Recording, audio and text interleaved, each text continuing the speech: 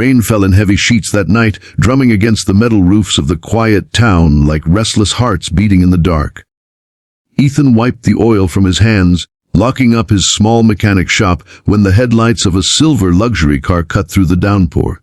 And suddenly, everything changed. The car skidded to a stop near his old blue pickup. A woman stumbled out, her white dress clinging to her skin, soaked and trembling. She looked like someone who belonged to another world, rich, elegant, powerful. But her eyes told a different story. They were full of pain and exhaustion. Before Ethan could ask anything, she whispered through trembling lips, "Can I sleep in your car?" He froze, the wrench in his hand almost slipping. His little boy, Noah, peeked from the doorway of the garage, holding his yellow raincoat tight. Ethan had seen many strange things in his life, broken cars, broken people, but never a woman like her, asking for something so simple yet so desperate. Her name was Clara Whitmore, though Ethan didn't know that yet. All he knew was that she was shaking, from cold or maybe from something deeper. Her expensive heels were soaked in mud, mascara washed away by tears and rain. "Miss, are you okay?" Ethan asked, lowering the flashlight so it wouldn't blind her. She nodded weakly, then leaned against his truck for balance. "Please, I just need a place to sit for a while. I won't be a bother." Ethan hesitated. He wasn't used to strangers, especially not ones dressed like her. But Noah tugged his sleeve. "Daddy," she looked sad. That was all it took. He opened the passenger door and handed her a towel. "You can sit inside, ma'am. It's warmer there." She slid into the truck, clutching the towel like a lifeline. For a while no one spoke. Only the rain filled the silence. Ethan started the heater, and his son climbed into the back seat, curious but quiet. Finally Clara spoke. "Thank you. I didn't think anyone would stop for me." Ethan shrugged. "Town's small. We look out for people here." Her gaze softened. "You're kind," and Ethan laughed dryly. "Kindness doesn't cost much, but it's rare, I guess." That made her eyes glisten again. She looked out at the rain and said softly, "I used to believe that too, before everything fell apart." He didn't ask what happened, not yet. But when she fell asleep in the passenger seat, hair damp and breathing steady, Ethan couldn't help but wonder who she really was, and why someone like her had ended up on his doorstep in the middle of nowhere. Sunlight peeked through gray clouds. Clara awoke to the smell of coffee and the sound of laughter. Ethan and Noah sharing breakfast on an old wooden crate outside the garage. "Good morning," Ethan greeted, offering her a cup. "It's not fancy, but it's strong." She smiled faintly. "It's perfect." They talked for the first time properly that morning. She didn't reveal much.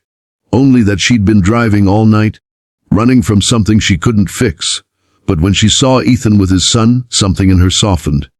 He noticed the exhaustion in her eyes, the weight behind her silence. And she noticed the tenderness in how he tied Noah's shoelaces, how he hid his own loneliness beneath simple kindness. When she finally left that morning, she said, "You've got a good heart, Ethan."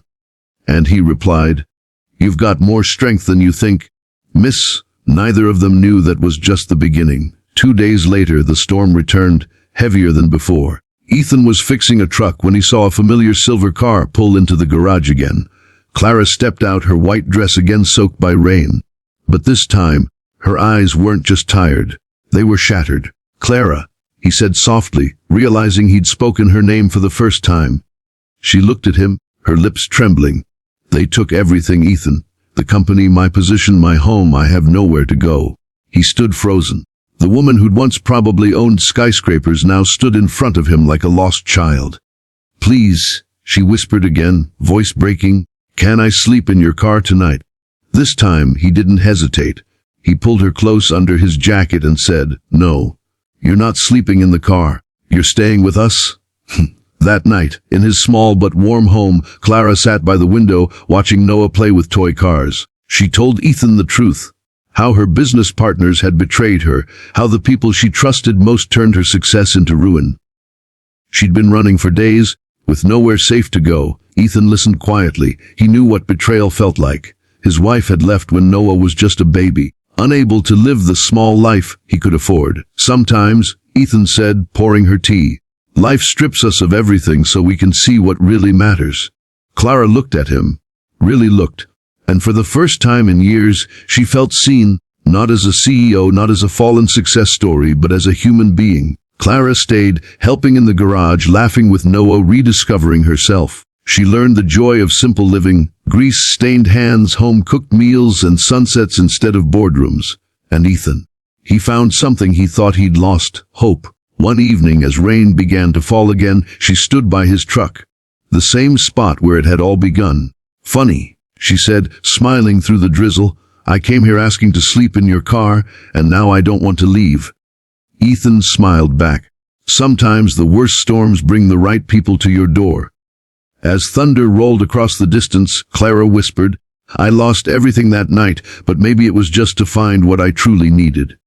Ethan took her hand, and the camera slowly panned out, the rain glistening on the truck, the light of the flashlight fading.